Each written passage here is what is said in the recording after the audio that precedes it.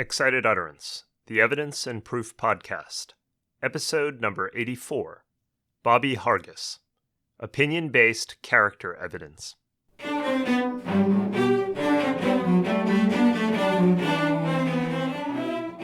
Welcome to Excited Utterance. I'm your host, Ed Cheng from Vanderbilt Law School. Excited Utterance is your podcast for cutting-edge scholarship and developments in the world of evidence. We bring virtual workshops to you throughout the academic year. This week, our guest is Bobby Harges. Bobby is the Adams and Reese Distinguished Professor of Law at Loyola University New Orleans. Bobby's research and teaching are in the areas of evidence, mediation and arbitration, and criminal law and procedure. Our podcast today features Bobby's new article, Is Louisiana Shutting Its Doors in the Face of Probative and Reliable Opinion Character Evidence? The article was published last year in the Loyola Law Review and co-authored with Ileana Todorovic.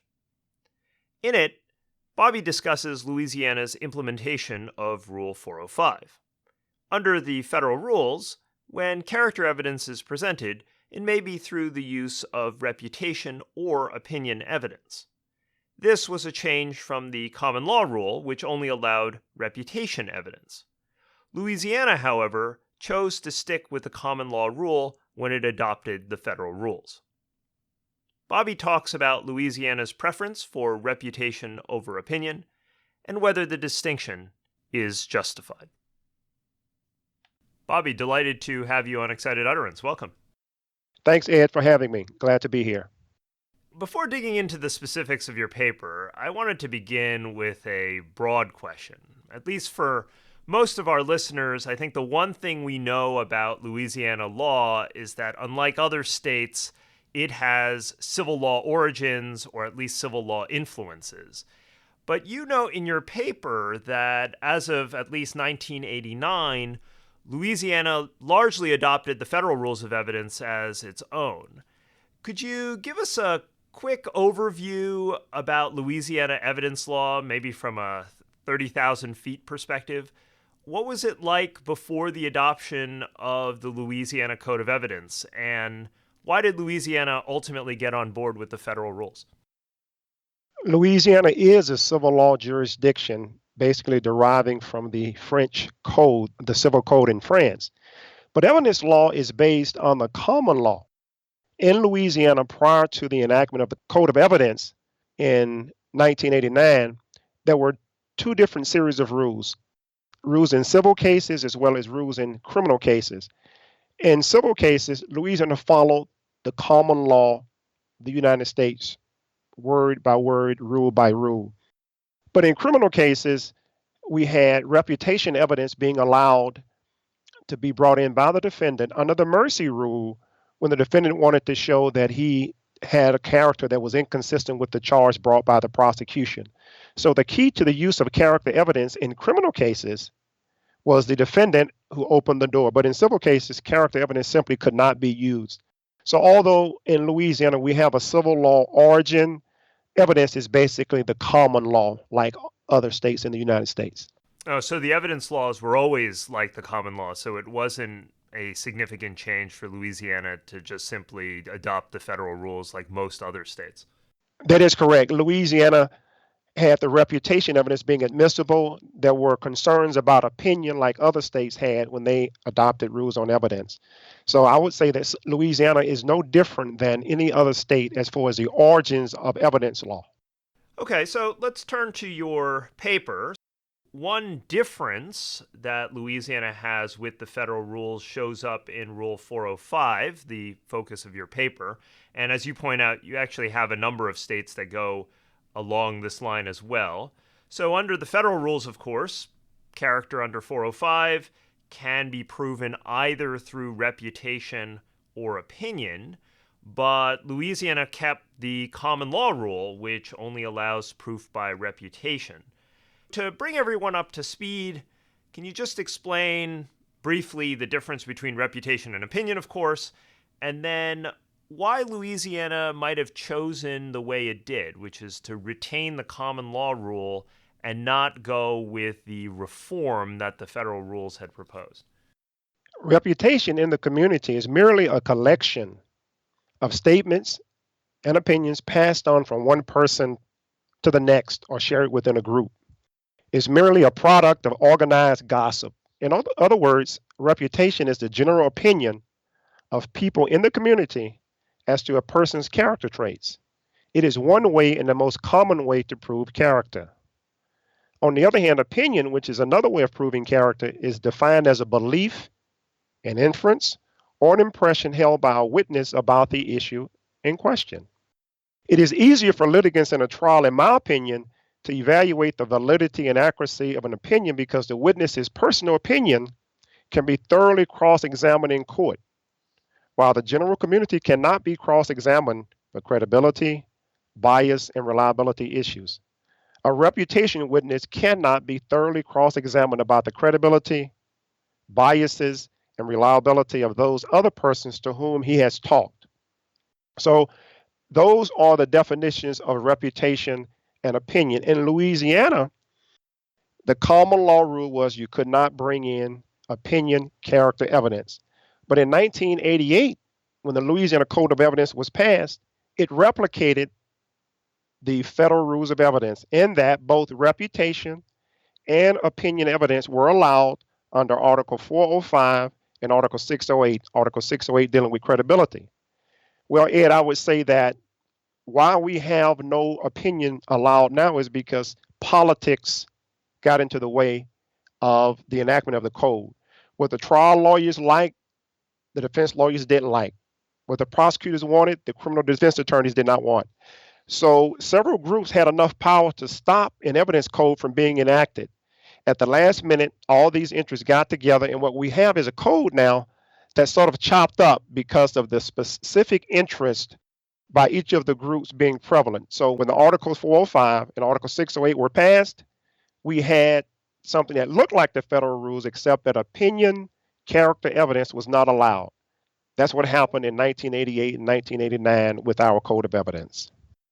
So, what do you think was at stake there? Why is it that certain interest groups didn't want the opinion evidence?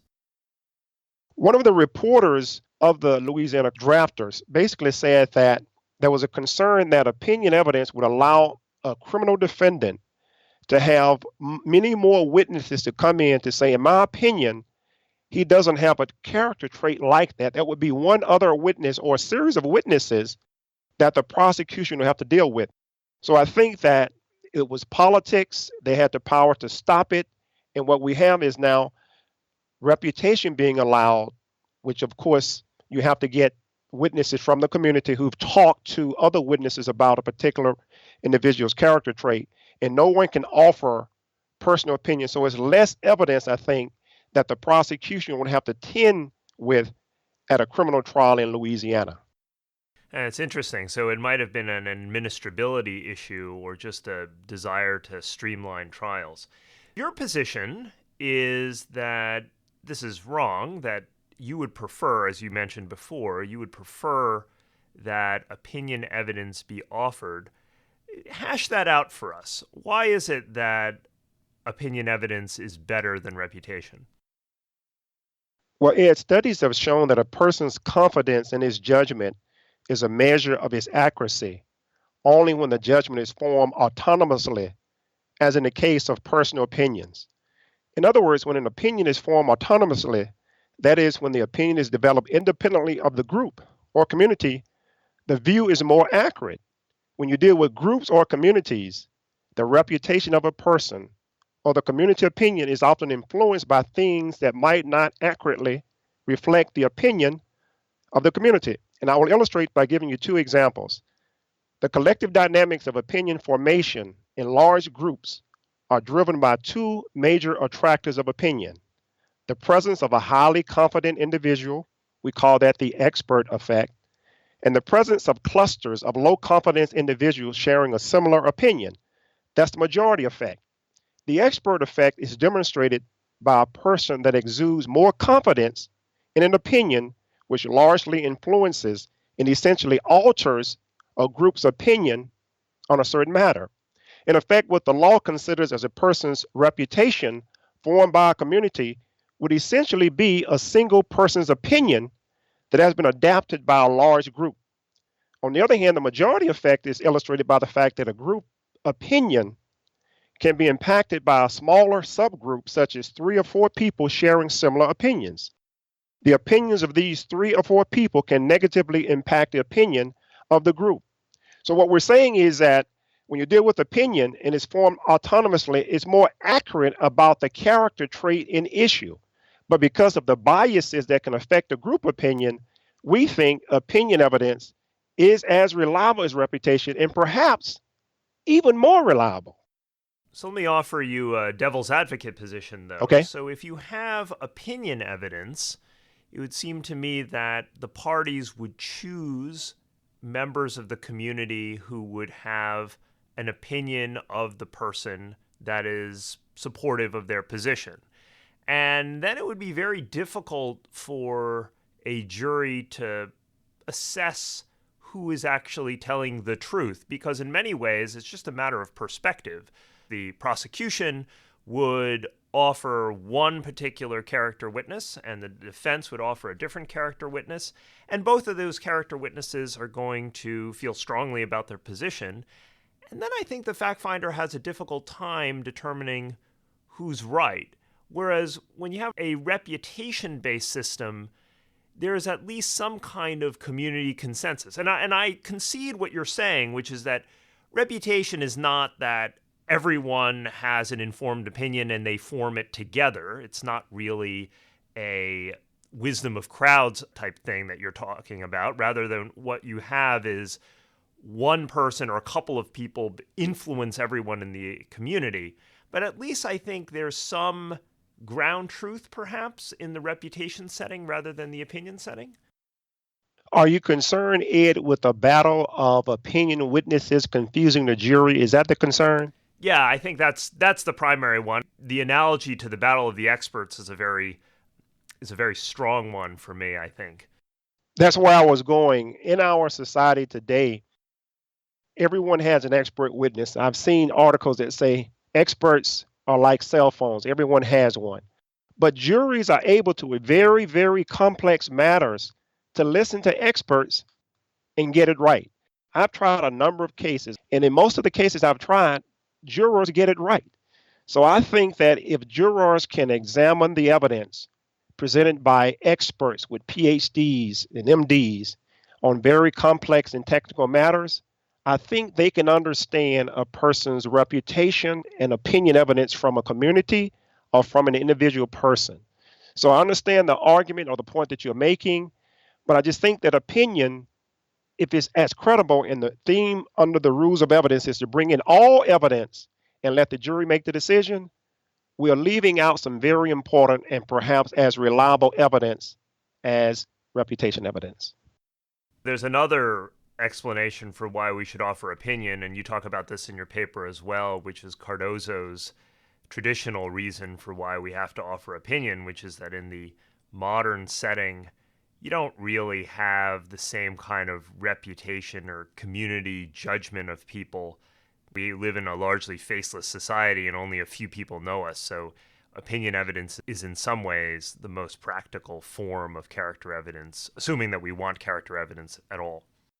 Correct. He made the comment that perhaps even this was 100 years ago, in small towns, reputation may be better, but people are mobile today. There are many different communities that exist today that didn't exist in the past. We have internet communities now. People live in one city, work in another, live in one state, work in another. So I would say that the reputation view is correct. Judge Cardozo was correct that reputation is not based on personal knowledge, whereas opinion, being based on personal knowledge, is better evidence of what the actual character trait is. That's the view that we present in the paper. So, question about practical effects. How much of a difference do you think it will make if Louisiana switches from this reputation-only rule to one involving reputation and opinion? And not just in terms of the logistics. You mentioned before that prosecutors were concerned about having a lot of those character witnesses. I'm interested in thinking about, do you think you're going to have more complex trials? And do you think you're going to have more accurate trials? Well, Ed, I've talked to a number of my colleagues who teach evidence, and my wife, who is a former prosecutor and now a defense attorney, and they tell me it would practically have no effect at all. The reason being that not too many people call reputation witnesses at the trial. But in my opinion, if we deal with the criminal scenario, for example, if there is a possibility that a criminal defendant, can bring in opinion witnesses that might give the jury more evidence, I think even a few more cases where it helps a defendant in a criminal case, then the rule is worth the change. So I think that if opinion evidence is brought in, it may not have a great effect, but it may affect the lives of some people. And my statement is, why not allow that if it can make the jury make more accurate decisions about individuals? So I think the most basic effect will be in criminal cases where opinion evidence helps the jury to make a more informed decision. That's my view on that. What do you think your chances are of getting this change passed? Well, I think they're pretty good. My co-author, Ileana Todorovich, and I have drafted a letter, we've drafted a bill, and we've sent it to several of the interests that were critical in enacting the code in 1988, 1989. And we're waiting for their responses. We hope to introduce a bill in the 2020 legislative session articulating that now character evidence under Article 405 can be proved by reputation or opinion, and the same with Article 608, which is the credibility article. We hope to present it. We hope to testify before the House and the Senate, and we're going to see what happens. So I would say when we present the bill, the other interests would be there, and I hope the legislatures see the benefit of having character evidence include opinion as well as reputation. Final question for you. What's next for you? What kinds of projects are you working on now? And I'm currently examining Louisiana law to see if there are other aspects of the Code of Evidence that differ from the federal rules of evidence, and see if there's any change that I can bring to help the Louisiana Code of Evidence be the best code it can be. Realizing that states are different, but to the extent that there are differences that should not exist, I hope to explore what those changes are and to see if change is necessary to bring Louisiana evidence in line with the rest of the states and the federal rules of evidence. And is it only just to bring it in line with existing doctrine in the federal rules, or are you thinking about other changes that may be different from the federal rules, but which, for various social science reasons or other kinds of research reasons, you've determined that the rules should be different? Well, if there is a good basis for a particular rule, of course, I wouldn't challenge that. But I think the task is, when I teach evidence, when there is a difference, my students are often asking me, why is Louisiana different? On occasion, I can tell them because of perhaps cases I viewed during my research on evidence law. But with other instances that are no good reason that's visible, my question would be, if the change would help the evidence law, why not make it? So I think as a rule, I'm looking at change that would affect society, whether it's civil cases, criminal cases, administrative cases, what have you. So the question is, how can I, as a scholar, improve Louisiana evidence law? That's my task. Well, Bobby, thanks for taking the time to talk about Louisiana's approach to opinion evidence and, more generally, the debate in character evidence about reputation and opinion. Great having you on the show. My pleasure, Ed. Thanks for having me. As you no doubt heard from my exchanges in the interview, I find this debate to be a rather difficult one. On the one hand, I find Cardozo's reasoning compelling. In modern society, few people have an established reputation per se. Certain individuals might have opinions about other people, but there's a lot less shared knowledge, since we're mostly ships passing in the night. If we want any reasonable evidence about character, we're likely going to have to use personal opinions. That said, it seems to me that there's a valid intuition at play in the traditional rule. Reputations reflect the judgment of the community rather than a single person. They therefore might be more reliable for that reason. In addition, testimony about reputation is arguably easier for a jury to assess. Reputations are a matter of fact. The reputation witness reports on what the person's reputation is, not what the witness personally thinks. For this reason, opinions, at least character opinions, are far more slippery. I think Abel is a liar. You don't think Abel is a liar. What is the jury supposed to do with those warring opinions? As Bobby and I discussed in the interview, it's analogous to the battle of the experts in the Daubert context. But I'm not so convinced that fact-finders navigate the battle of the experts very well. And just because we face the same problem in the expert context doesn't mean that we should embrace it in the character context. To my mind, the battle of the expert problem is perhaps one of the most difficult problems in expert evidence, both theoretically and practically. And as I argue in a current project, the reason for the battle of the experts may be our over-reliance on an expert's personal opinion. Instead, maybe we should focus on community opinion. Well, that's exactly what the common law and Louisiana do in the character context. Focus on reputation and not on personal opinions. In any event, I think it is always exciting news any time that legal scholarship stands a chance of affecting legal practice. Bobby and his co-author have my best wishes as they try to navigate the Louisiana legislature in their quest to reform Rule 405 in Louisiana. Support for Excited Utterance is generously provided by Vanderbilt Law School's Branstetter Litigation and Dispute Resolution Program, as well as the Vanderbilt Institute for Digital Learning. The associate producer is Alex Nunn, and the production editor is Grace DiPietro. Additional production assistance is provided by Francesca Rutherford, and music is provided by the Vanderbilt University Blair School of Music's Children's Cello Choir under the direction of Kirsten Castle-Greer.